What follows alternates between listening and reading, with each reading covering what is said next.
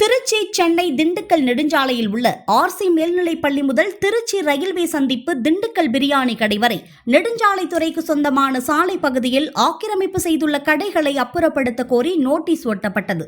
ஆனால் ஆக்கிரமிப்பு செய்யப்பட்ட கடைகள் அகற்றப்படாததால் இன்று காலை நெடுஞ்சாலைத்துறை சார்பில் நெடுஞ்சாலைத்துறை உதவி கோட்ட பொறியாளர் புகழேந்தி தலைமையில் உதவி பொறியாளர் நடராஜன் மற்றும் ஊழியர்கள் உதவியோடு ஜேசிபி இயந்திரம் கொண்டு மாநில நெடுஞ்சாலைத்துறை சாலையை ஆக்கிரமிப்பு செய்த கட்டிடங்களை அகற்றினர்.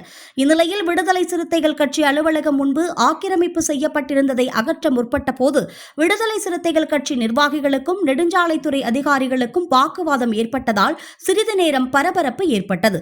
முன்னதாக அப்பகுதியில் அசம்பாவிதங்கள் ஏற்படாத வண்ணம் போலீஸ் பாதுகாப்பு போடப்பட்டிருந்தது குறிப்பிடத்தக்கது.